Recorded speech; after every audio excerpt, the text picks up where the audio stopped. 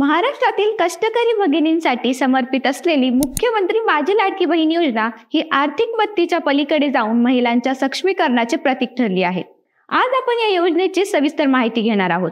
विशेषतः डिसेंबर महिन्याचा हप्ता महिलांच्या खात्यात जमा होण्यास सुरुवात झाली आहे। तसेच 2100 रुपयांची घोषणा कधीपासून लागू होणार आणि या योजनेमुळे महिलांच्या जीवनात नेमकी काय बदल घडले आहेत याचा आढावा घेणार आहोत। नमस्कार, मी दृष्टी, तुम्ही पाहतात सत्य पे सत्ता, म्हणजे थोडक्यात पण महत्त्वाचं। राज्यातील महिलांच्या सक्षमीकरणासाठी सुरू झालेली ही योजना महिलांना आर्थिक स्थैर्य आणि सामाजिक मान देण्यासाठी महत्त्वपूर्ण ठरली आहे। 2024 मध्ये निवडणुकीपूर्वी ही योजना जाहीर झाली होती। जुलै महिन्यापासून योजनेच्या पहिल्या हप्त्याचे वितरण सुरू झाले आणि महिलांच्या खात्यात दरमहा 1500 रुपये जमा करण्यात आले। ही रक्कम महिलांना कुटुंबाच्या गरजा भागवण्यासाठी, मुलांच्या शिक्षणासाठी आणि छोट्या उद्योगांसाठी उपयुक्त ठरली आहे। महायुती सरकारने निवडणूक जाहीरनाम्यात 2100 रुपये रक्कम देण्याचे आश्वासन दिले होते। महिलांच्या खात्यात ही वाढीव रक्कम कधी जमा होईल याकडे सर्वांचे लक्ष लागले होते।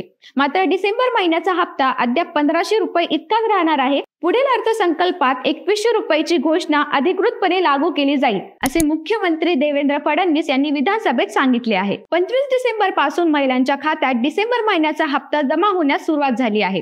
पहिल्या टप्प्यात 25 लाख महिलांना या योजनेचा लाभ मिळणार असून उर्वरित अर्जदार महिलांचे खाते पडताळणी पूर्ण होताच रक्कम जमा केली जाईल। ही योजना केवळ आर्थिक मदतीसाठी नसून महिलांच्या जीवनात अनेक सकारात्मक बदल घडवणारी ठरली आहे।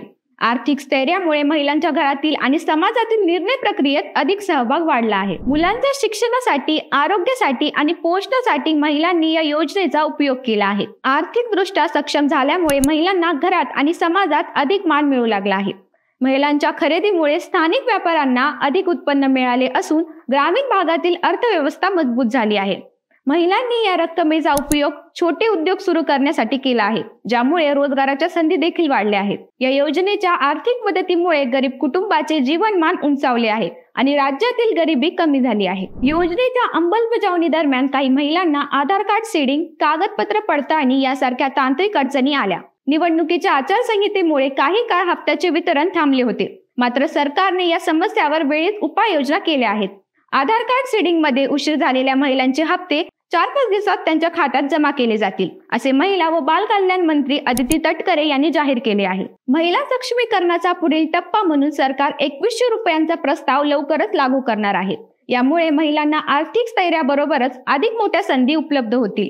लघु उद्योगामध्ये गुंतवणूक, मुलांच्या शिक्षणासाठी अधिक खर्च, तसेच कुटुंबाच्या सामाजिक आणि आर्थिक दर्जाचा विकास होईल। महिलांच्या मते ही योजना त्यांच्यासाठी खऱ्या अर्थाने आर्थिक पाठबळ ठरली आहे। काहींनी या पैशाचा उपयोग मुलांच्या शिक्षणासाठी केला, तर काहींनी आपले छोटे उद्योग सुरू केले।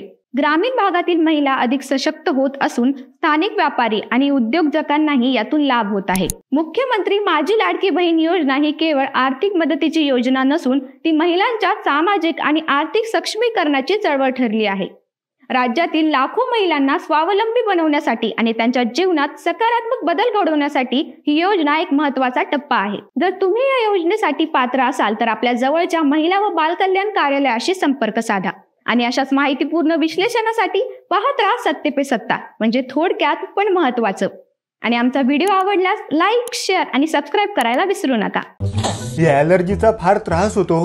रोजची सर्दी, शिंका, डोळ्यांची जळजळ, नाकातून पाणी, काहीतरी उपाय सांगा हो। डॉक्टर चाटेज होमिओपॅथिक क्लिनिक, लगेच भेट, उपचार सुरू कर, महिन्याभरात फरक पडेल।